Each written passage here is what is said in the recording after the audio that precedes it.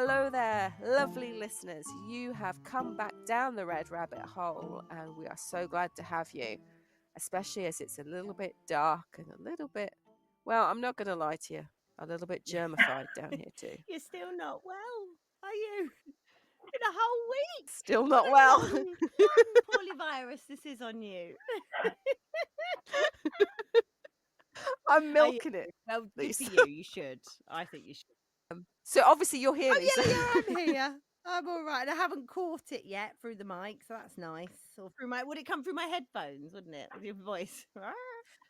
No, but I'm sending you a box of chocolates and licking each one as we speak. Oh, thanks. Can't wait.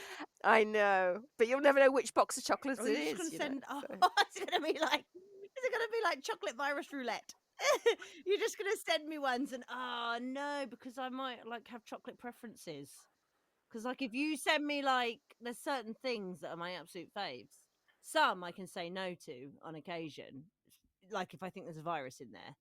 But there are some that I can't that remember that chocolate cream killer we talked about? Yes. Yeah, she would have got me because I can't resist. What I'm going to do, Lisa, is I'm going to talk a little bit more with best-selling author Jane Jesmond. I'm going to rinse her brain of all of the facts, the biological facts of how I can make these contagious chocolates. You got to put it in live, you got to kill it, and then you got to put it in again. So I've heard. Although, to be fair, it sounds like a lot of effort. It's a lot of work, and I'm not sure I'm willing to do it. But what I am willing to do is welcome back Jane Jesmond. Hello, Jane. Hello. How's your time been down the hole? It's been interesting. It's been interesting. Next time, can I bring some books to read? Oh, definitely. We have a library down here. Did you not find it? No. We do keep a lot of books down here. We've got Netflix and everything. Yeah, I've been kidding it out. Oh, no. Yeah, I've spent all my time playing cat's cradle with a bit of string that I found.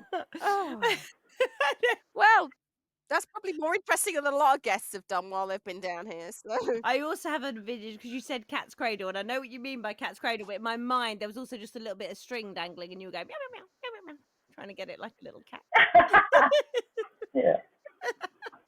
We left off at a really important juncture because there was a catastrophe in Jane's research. So, Jane, tell us what happened. Okay, so we're in 1955 in America. Okay. The Salk vaccine, which I explained in great detail in the last podcast. I hope everybody managed to stay awake while I did it. But essentially, I said it's a live vaccine. It's a live virus that is then killed or deactivated to form a vaccine. It's been tested. It's been found to be wonderfully effective. And so, and this is all against the backdrop of people desperate for some kind of vaccine against polio. So they're queuing up to have this vaccine. So the manufacture of the vaccine is handed over to various laboratories in the US, along with a detailed protocol of how to grow the polio virus and then kill or inactivate it in order to form the vaccine. And magically in 1955, people start being vaccinated. However, and I cannot remember which part of the States this was in, but suddenly doctors start to realize that children who have recently had the polio vaccine are developing polio, serious polio. And they eventually track it down to one of the laboratories, a laboratory called the Cutter Laboratory, who has not been careful enough with the manufacture of the polio vaccine, with the result that essentially live polio virus Oh no. has been injected into the arms of babies, of children. Over 40,000 of them, I believe. 40,000. I believe so. I mean, it was utterly, utterly horrendous. And they're contagious as well, aren't they? They're contagious as well, so they can go on to give it to other people. You know, it was absolutely the worst possible thing that could have happened. It was actually, in a weird way, followed by something even worse. Because, okay, as far as I remember, that although so many people were infected with the virus, it's actually quite a small, well, relatively speaking, a small number who were paralyzed and who died. From memory, I think it was only 5 people, 5 children who actually died, which is 5, you know, far and away 5 children too many. Well, I've got here.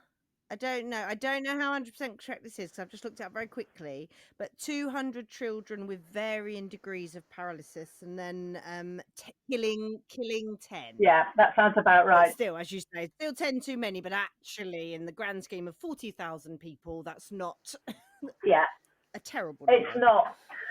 No, but the problem was that, of course, the public was so horrified that they stopped letting their children be vaccinated, which is fair enough, and you can completely 100% understand it. But statistically, more children were paralyzed and died because of the lack of vaccine uptake than the actual contaminated vaccine killed them. Of course, and you know, we said we were going to kind of. We'd be remiss not to talk about it, or we'd be definitely dancing around the elephant in the room and we never mentioned it. But it made me think of the similarities to COVID, of when we had the vaccine, that there were some very, very small cases of it causing harm. I can't remember now. What was it found that... I can't remember what the symptoms were. Some people did die, didn't they?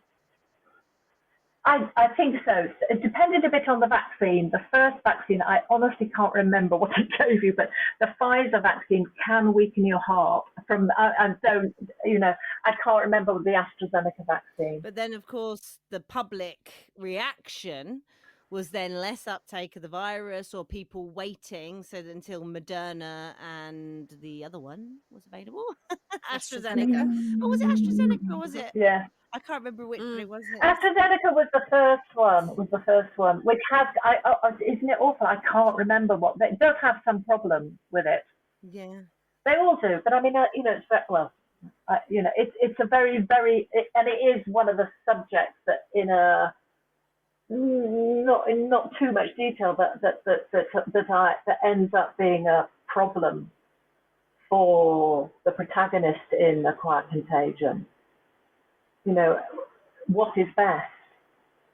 Do you reveal the truth about, you know, would it have been better if they'd hushed up the Qatar incident, the Qatar laboratories in the States, or do you have to always be open about all these things? It's a very interesting dilemma. I don't know the answer to it either. I don't think anyone does, do they? Really? I mean, the COVID vaccine was very politicized, wasn't it? But I think that's probably partially to do with the means we have of accessing opinion and sharing opinion and kind of politicizing things. Yeah. Compared to 1955. Yeah, and that's another rabbit hole to go down. But I mean, anyway, I've just found the whole thing really fascinating. And then when I started looking in the UK, I came across the 1957 Coventry polio epidemic, which was quite key, because by that point, obviously 1957, the polio vaccine exists. But because of the difficulties of manufacture, it's in very, very short supply. And so in Coventry in 1957, these children were dying from polio while the vaccine existed. and there were questions asked in the Houses of Parliament and editorials in the papers about what a scandal it was. But it was just that again was just deeply poignant that people were still suffering from polio despite all the work that had been done to develop the vaccine. And so therefore that in the end I decided was going to be my focus for the book. Or well, not my focus, because it's actually the Coventry polio epidemic. I mean, it's a backdrop. I mean, as I'm sure you know, you end up using you do all this research, and a tiny amount of it actually makes its way into the book. But that's the joy of being a writer. You've got the freedom to go off and explore these things. Yeah, and we've said this before. A lot of the research, the rabbit holes you kind of jump down, you kind of end up doing it more for personal stuff, because with all the will in the world, you can't shove as much information as you want into a fiction book, because it's a fiction book, it's not a non-fiction book. But you want to get the facts right, and you want to make that reader feel as if they are part. That there is some outlandish kind of, because some people are like, oh, there's unbelievable parts of this thriller book. Well, it's fiction. It's not real life. But you want to get the facts right around it to make that unbelievable bit more You want believable. to impress the bioengineers who are coming along with their readers group to read your book. Oh, well, absolutely. That was my sole reason for writing it. I thought one day, Jane, you are going to be invited by a book club made up of microbiologists. Yeah, so you need to write this for them. But there's just a huge amount of pleasure involved in finding out. I just like finding out about things and understanding. I do understand quite a lot about how polio vaccine is manufactured. I promise you, not going to talk about it, but I just like to understand. I like to understand. But when I was doing the research, I got in touch with Glaxo in the UK, and they sent me all this fabulous footage of the polio vaccine being manufactured in one of their laboratories in I think it was in Hertfordshire, and that was just, I don't know, it was just something about seeing pictures of people moving and doing things. And really, it was from that I then thought, okay, I am going to use polio, and I'm going to use the polio epidemic, but I'm actually going to set the 1957 part of the book in a pharmaceutical lab in Coventry, where some catastrophe, not quite like Cutter, not quite like the Cutter incident, but maybe with similarities, where some catastrophe has happened, and a group of completely different people really who happen to know end up deciding to keep it quiet, and the effect of keeping it quiet, of that conspiracy on them sort of over the years, which was, for me, the actual key bit of the book. Yeah, but it was great. I loved every minute of writing that book. Was there anything political in relation to that in Coventry in 1957 in terms of getting hold of the vaccine? No, I think there was a really appalling lack of communication, because the fact is that even if they had, so they had a limited amount of vaccine, and it was spread fairly evenly over the country.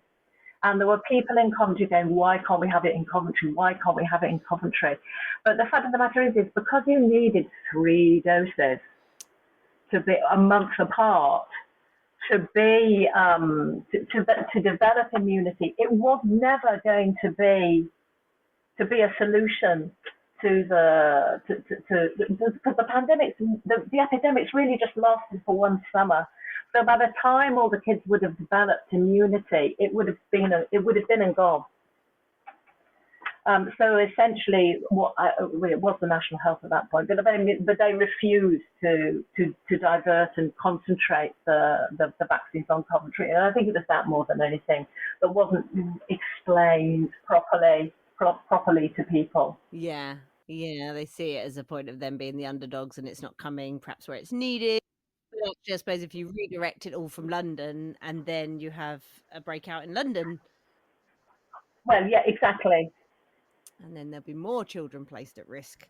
In other, I suppose it's quite city centre. I suppose it's people living in close proximity, isn't it? Yes, it is. I mean, in actual fact, it's actually passed by. They now understand that you get it from. It starts off in the stomach. That's how you catch it. Hang on, how does it get in there then? Like through the belly button? No. So everyone with an outie is already protected. I get it. No, I think it's a question of, it is contagion. You know, if you eat something that somebody with polio has been in contact with, that's how you'll get it. Okay, I mean, and a lot of it is to do with sewage and stuff like that as well. Oh. But, that really we don't need to go into. Oh no, we don't. No, I've just been on a, just been on a British holiday where we've swam in the sea. So no, I definitely don't need to talk about what might be in the ocean. No. So, I mean, in terms of, I guess, kind of looking at we don't want to go into too much detail about the pandemic. I think it's still a bit raw for a lot of people. It is. Books that have covered contagions and pandemics and things like that in the past, I guess they've held a kind of responsibility as well, haven't they, in terms of making sure that the facts are correct and educating as well as entertaining, which, to be honest, Jane, it kind of sounds like you did with yours. You covered both bases. You entertained and you educated. That was certainly my intention. I mean, fundamentally, I like to write page-turning, interesting, exciting, things that are going to be easy to read, but that do touch on something I'm interested in. And I do want to get the facts correct, and I do want to make sure I present a balanced approach to things to tricky issues. In terms of sort of the awful pandemic that we've just about got over, well, no, I don't think we have got over it, but it does feel as though it's in the past now. I actually wrote this book before COVID started. Your fault then. We've got her down the rabbit hole, folks. Don't worry. No, but I edited it during COVID, and that was a very odd experience. Right in the middle of all the development of how are we doing with the vaccines and people not being able to visit fat friends and family in hospital and in care homes. It was, I can't really put it into words. It did feel very, very weird, but I did try. I think I had in the back of my mind that I mustn't let that. I didn't want that to affect.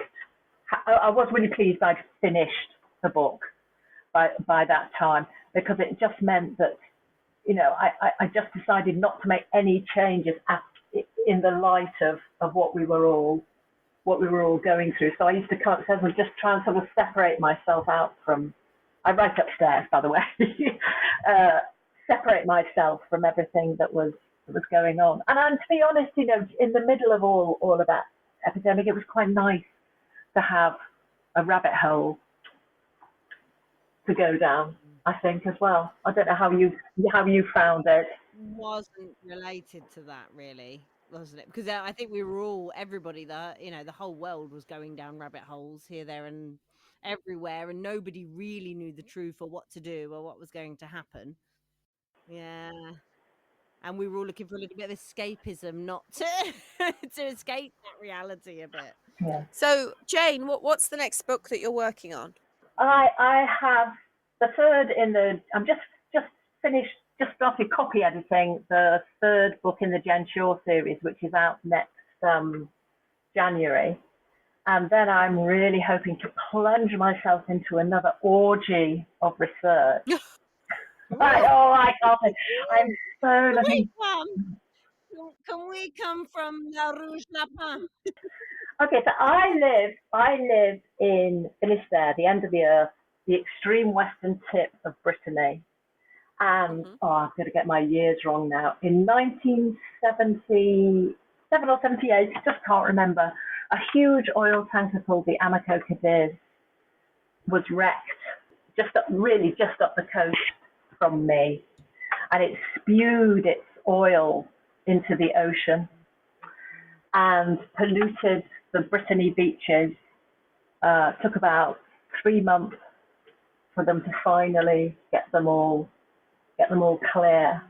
And I mean, it's the most how the wreck came about, how the people were rescued, how they dealt with the cleaning up, how all the Little Brittany mayors took Amico Cadiz to court in New York is an absolutely fascinating story.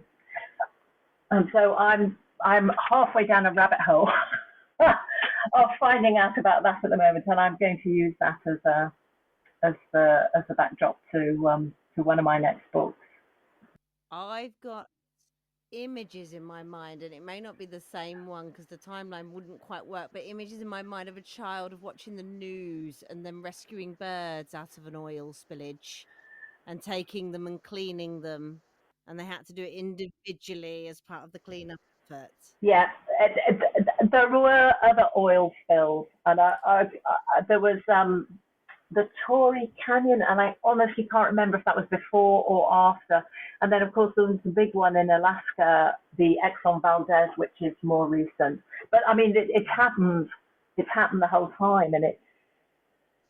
Yeah, I was going to say, I think it periodically happens anyway, that those images are never far away from our computer screens and our phone screens anymore. Is it one of those, does it still happen? Do they still move oil in that way? Oh, yeah. Yeah. I mean, I think, for instance, right here now, they're not allowed to come so close to the coast at all. They've got a sort of super highway for tankers and such like, which is far, far further out to sea than it was at the time. And I mean, they've the only good thing that came out of the Amico Cadiz disaster really was a development of protocols for dealing with oil and spills and things like that. Yeah.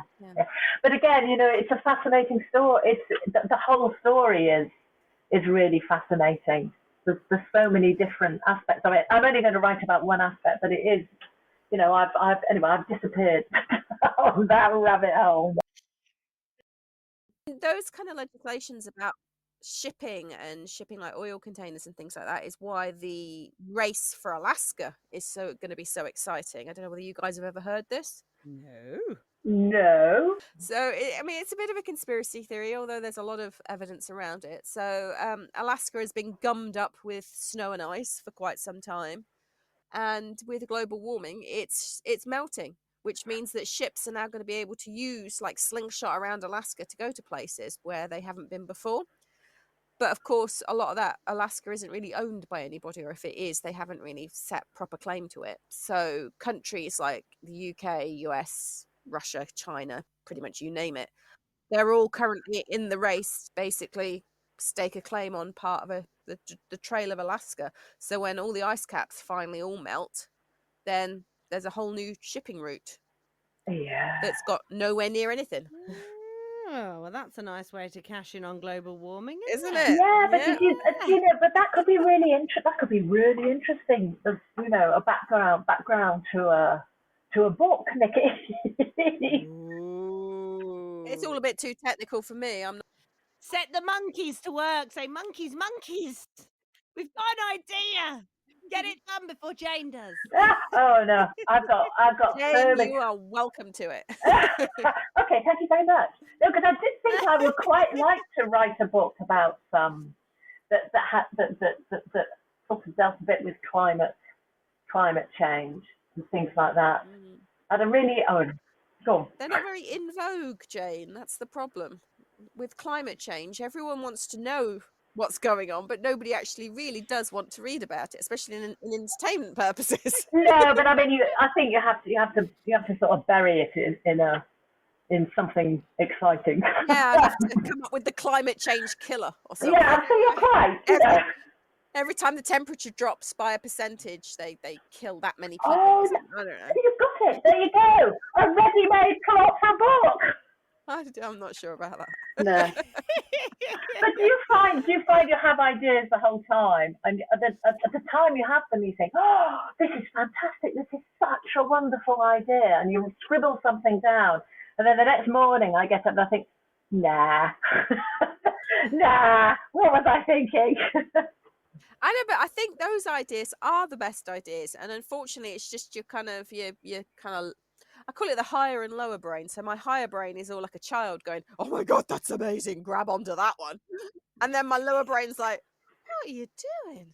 Why are you wasting your time on this when there's dishes in the sink?" I never think that. I want to add in. So in the book that we're writing about the global warming killer, I think ultimate twist, it's Al Gore. It turns out it's Al Gore, and then we can have a part 2. Why? Because what? But what's his motivation? Is he embittered because nobody Yes. has believed him? Nobody So listened to an yeah, inconvenient truth. yeah. It's the little girl. What's her name? Oh, Greta thingy. She's not a little girl anymore. She's so not, because women shouldn't be serial killers in inverted commas, so. Oh, why not? Why not? They are, but there are. I know. Now you're going to ask me like who, and I'm going to say I can't remember any, but I'm sure at some point. The women are just better. We just don't get caught. That's the difference. That's true. There's probably a lot of us out there. A lot of us, a lot of them. Oh, Nicky! Oh, right. I'm going to be taking this tape directly to the police, guys, because I've got Jane for COVID, and now I've got Nicky as the global warming killer. Yeah. Shut up and eat your chocolate. Shut up and eat your point. Shepherd. Anyway, ladies, we are coming to the end of our time together. I'm very sad. I don't want this to end. So before we go, Jane, where can we get all of your wonderful books to read, please?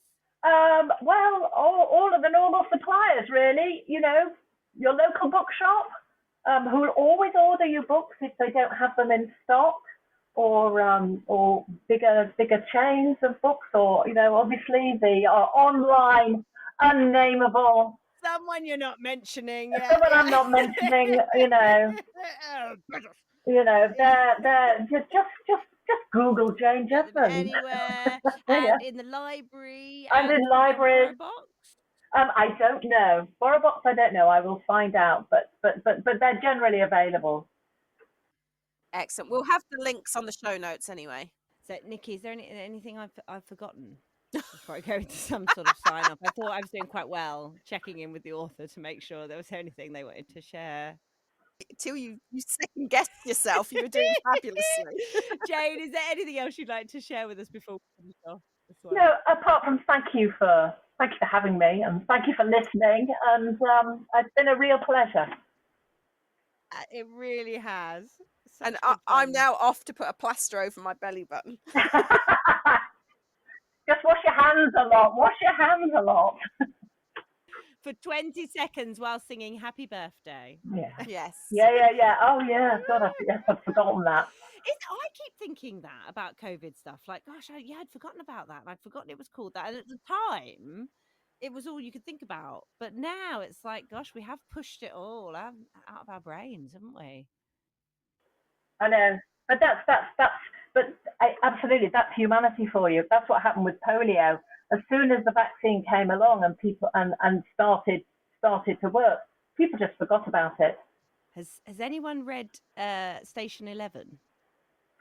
It's now a TV show as well, but it was a book. In the book, there's a brilliant line that says we'd ignored all the ones that had come before.